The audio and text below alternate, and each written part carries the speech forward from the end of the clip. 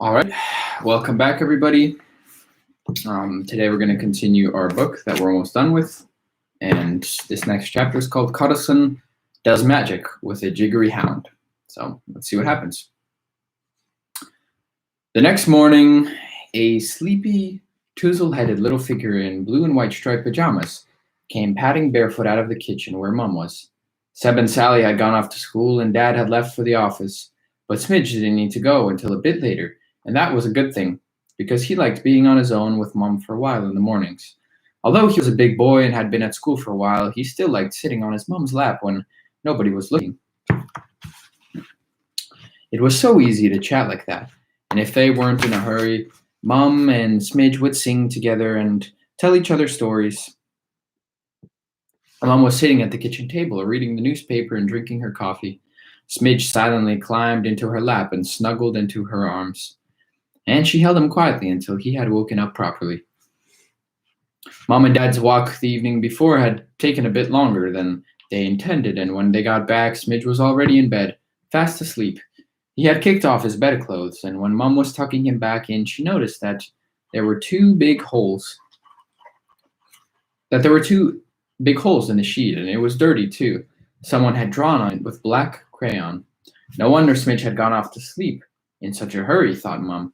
But now she had the culprit on her lap, and she wasn't planning to let him go until she had an explanation. Now listen, Smidge, she said, I'd really like to know who made those holes in your sheet. And don't try telling me it was Karlson on the roof. Smidge said nothing, but he was thinking hard. It was Karlson on the roof who had made the holes, but he wasn't allowed to say so. In that case, it was best to keep quiet about the whole burglar thing as well, because Mum wouldn't believe that either. Well, said Mum, when she didn't get an answer. Can't you ask Jemima instead? Said Smidge cleverly. Jemima could tell his mum everything that had happened, and she would have to believe her. Oh, so it was Jemima who cut holes in the sheet, thought Mum. And she was proud of Smidge for not telling tales, but giving Jemima a chance to own up for herself. Mum gave Smidge a little hug. She decided not to ask any more about the sheet for now, but to have a word with Jemima as soon as she could find her. You certainly do like Jemima a lot, don't you? Said Mum. Yes, pretty much, said Smidge. Mum's eyes were straying to her newspaper again, so Smidge sat quietly on her lap thinking. Who were the people he really liked? Mum most of all, and Dad. He liked Seb and Sally sometimes. Well, most of the time, in fact. Especially Seb. But sometimes he felt so angry with them, he thought he might burst. He liked Karlson on the roof, and he liked Jemima pretty much. Maybe he would marry her when he was grown up, because he supposed you had to have a wife, whether you wanted one or not. Though, really, he'd like to marry Mum better, of course. But maybe you weren't allowed to do that. When he had got that far, he suddenly had a worrying thought. Hey, Mum, if Seb dies when he's grown up, will I have to marry his wife? Mum put down her coffee cup in surprise. What makes you think that? She asked. She sounded as though she was going to laugh, which made Smidge afraid he'd said something silly, so he didn't want to talk about it anymore. But Mum kept on. What makes you think that? Well, I've got Seb's old bike, said Smidge reluctantly, and his old skis and those ice skates he had when he was my age, and his old pajamas and gym shoes and everything. But you won't have to have his old wife. I promise you that, said Mum. And she didn't laugh, luckily. Can't I marry you instead? Smidge suggested. I don't know how that would work, said Mum. I'm already married to Dad, you know. She was right, of course. With bad luck, me and Dad loving the same person, said Smidge crossly. But then Mum did laugh. She said, You know what? I like you too. That's easy for you to say, Smidge. I'll just have to have Jemima then, he added, because I suppose everybody has to have someone. He thought a bit more and decided he wouldn't fancy living with Jemima at all. She could be an awkward customer sometimes, and anyway, he wanted to live with Mum and Dad and Seb and Sally. A wife wasn't something he felt he particularly needed. I'd much rather have a dog than a wife, he said. Mum, can I have a dog? Mum sighed. Off he went about that blessed dog again. It was almost as wearing as the whole Karlson on the roof saga. You know what, Smidge, I think it's time you went and got dressed, said Mum, or you'll be late for school. Typical, said Smidge indignantly. When I talk about my dog, you start talking about school. But actually, it was quite exciting to go to school today because he had such a lot to talk about with Chris and Jemima. They walked home together as usual, and Smidge enjoyed it more than he had for a long time, now that Jemima and Chris knew Karlson on the roof as well. He's just great all around, said Jemima. Do you think he'll be coming again today? I don't know, said Smidge. He'll only ever say when he's coming roughly, and that can mean any time. I hope he comes roughly today, said Chris. Can we come home with you? Of course you can, said Smidge. There seemed to be another member of the party, too. Just as the children were about to cross the road, a black poodle puppy came up to Smidge. He nosed the back off Smidge's knee and yapped as if he wanted to be friendly. Look, what a dear little dog, said Smidge, delighted. Oh, he must be so scared of the traffic, so he wants me to help him cross the road. Smidge would gladly have guided him across any number of roads. Maybe the puppy sensed this because he went trotting over the crossing pressed tightly against Smidge's legs. How sweet, said Jemima. Come here, little doggy. No, he wants to be with me, said Smidge, taking firm hold of the puppy. He likes me. He likes me too. So there, said Jemima. The puppy looked as if he liked everyone in the whole world as long as they liked him, and Smidge liked him. My word, how he liked him. He bent down and stroked the puppy and called it and made lots of affectionate little noises, which all meant that this puppy was simply the nicest dog there ever was. The puppy wagged his tail and looked as if he thought so, too. He came yapping and bounding along with the children as they turned over their own road. A mad hope came over Smidge. Maybe he hasn't got anywhere to live, he said. Maybe he hasn't got anybody to look after him. I bet he has, said Chris. Shut up, said Smidge angrily. How would you know? Chris had a wolf, so how could he understand what it felt like having no dog of your own, no dog at all? Come on, boys, called Smidge, feeling more and more certain the puppy had nowhere to live. Watch out, he doesn't follow you home, said Chris. Oh, but I don't mind, said Smidge. I want him to. And the puppy came with him. He stayed with him all the way to the entrance of Smidge's flats, and then Smidge gathered him up in his arms and carried him up the stairs. I'll ask Mom if I can keep him, said Smidge eagerly. But Mom wasn't home. There was a note on the kitchen table to say she was down at the laundry room in the basement, and Smidge could come down to see her if he needed anything. But the puppy shot straight like a rocket into Smidge's room, and Smidge, Chris, and Jemima ran after him. Smidge was wild with delight.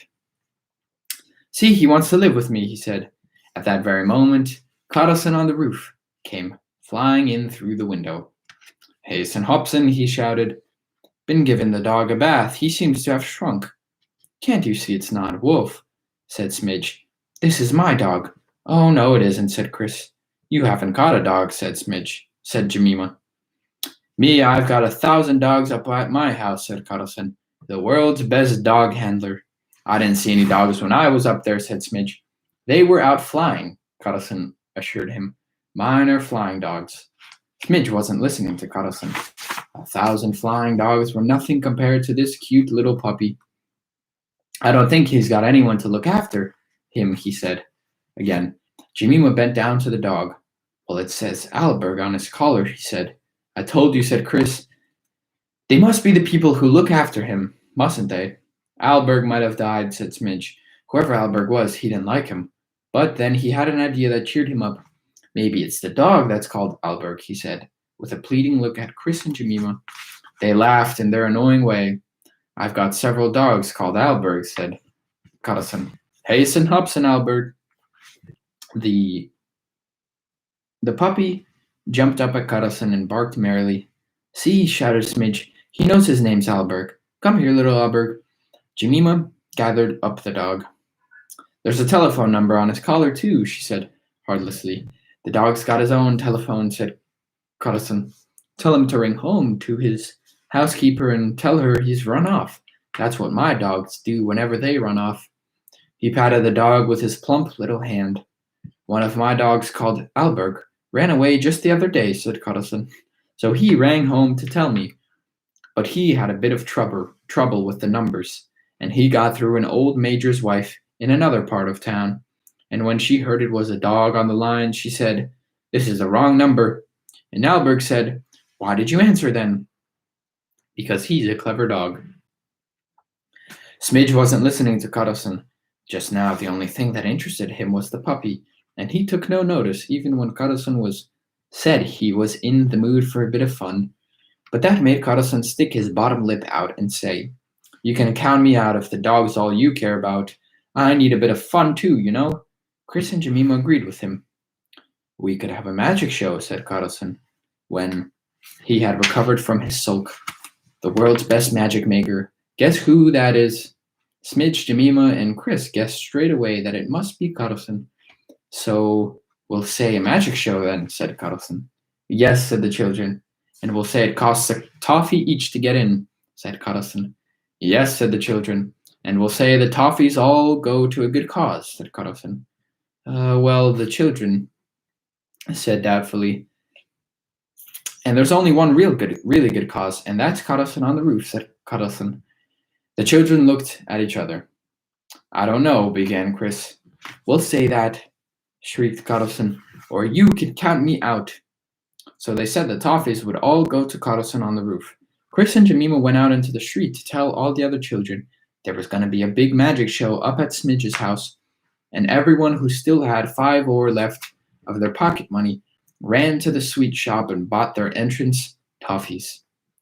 The candies had to be handed over at the door to Smidge's room, where Jemima stood to take them and put them in a box labeled For Good Causes. Chris had arranged all the chairs in a row in the middle of the room for the audience to sit on. There was a blanket hung across one corner of the room, and from behind it came whispering the sound of a dog yapping. What are we going to see? Asked a boy called Kevin. A load of old rubbish, I bet. And if it is you, can give me my toffee back. Smidge, Chris, and Jemima didn't like Kevin because he was always so cocky. Smidge had stayed behind the blanket, but now he stepped forward. He was holding the puppy in his arms. Introducing the world's best magic maker, and Alberg, the jiggery hound, he said. Like he told you, the world's best magic maker, said a voice from behind the blanket. And out stepped Karlson. He had Dad's top hat on his head, and draped around his shoulders was Mom's checked apron, tied under his chin in a neat little bow. The apron was meant to look like one of those black magic capes magicians have. Everyone clapped except Kevin. Karlson bowed and looked very pleased with himself. He took off his top hat and showed them it was empty, just like magicians do. See for yourselves, ladies and gentlemen, he said. There's nothing in here, nothing at all. He's going to pull a rabbit out of the hat, thought Smidge, because he had once seen a magician do that.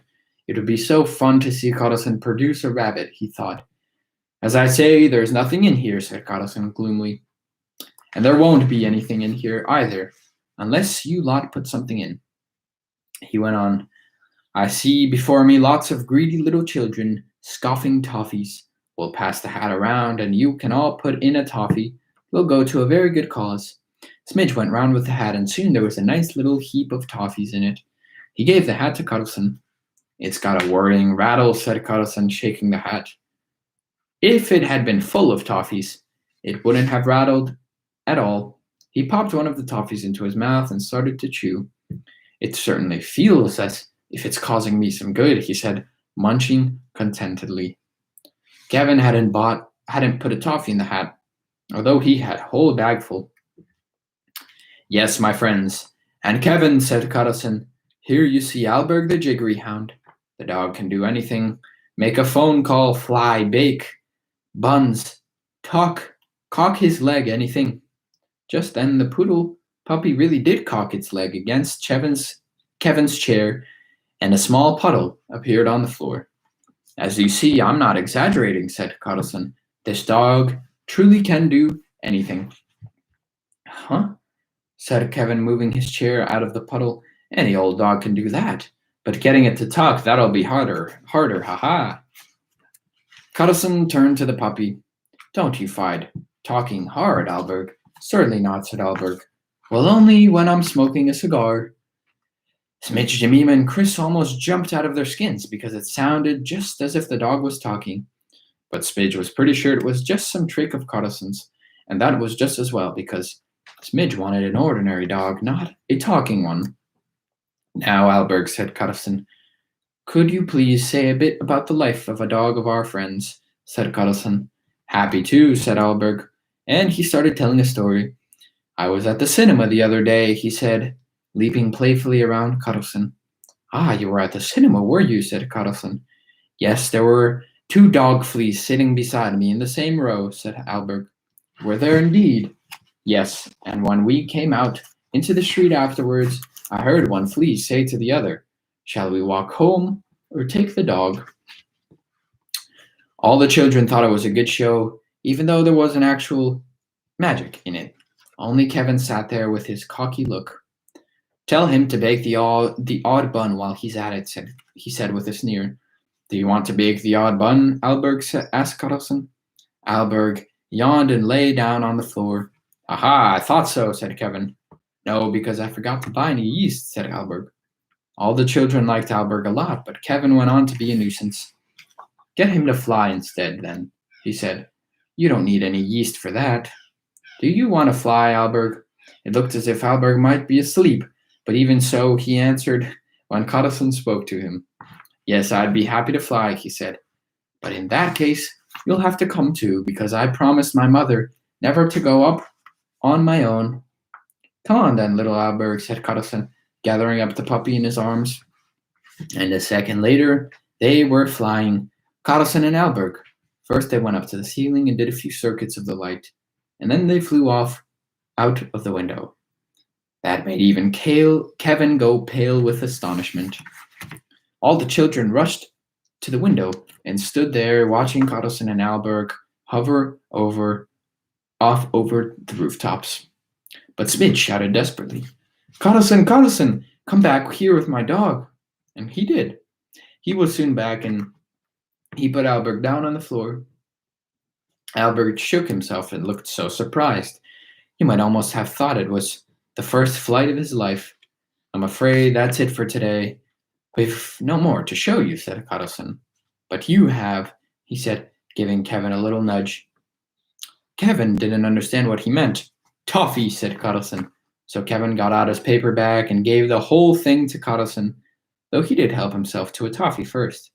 Never seen such a greedy boy, said Karlson. Then he looked around eagerly. Where's the box for good causes? He asked. Jemima went to fetch it. Karlson was bound to offer the toffees around, she thought. Now he had so many, but Karlson did not. He took the box and counted all his toffees hungrily. 15, he said. Enough for my supper. Haste and hops, and I've got to get home for my supper. With that, Karlson vanished out of the window. All the children had to go home, including Jemima and Chris. Smidge and Alberg were left alone, and Smidge really liked that. He held the puppy in his arms and whispered things to him. And the puppy licked his face and then went to sleep. He made little snuffling noises as he slept. But then Mum came up from the laundry room, and everything went terribly wrong. Mum didn't agree at all that Alberg had nowhere else to live. She rang the telephone number on the dog collar and said her little boy had found a black poodle puppy. Smidge stood by the phone with Alberg in his arms, whispering frantically, Please, God, let it not be their puppy. But it was their puppy. Darling, said Mom after she hung up, it's a boy called Simon Alberg who owns Bobby. Bobby? Asked Smidge. Yes, that's the puppy's name. Simon's been crying all afternoon. He's coming for Bobby at 7 o'clock. Smidge said nothing, but he went whiter in his face and his eyes glistened. He hugged the puppy, and when Mom wasn't listening, he whispered in its ear, Dear little Alberg, I want you to be my dog. But at 7 o'clock, Simon Alberg came for his puppy. Then Smidge shut himself in his room and lay crying his heart out. The end. That's the end of the story for today, and I think there's only one left, actually, from this book, which we'll finish on Wednesday. So I hope to see everybody back here on Wednesday, and I hope you have a wonderful day, and see you soon.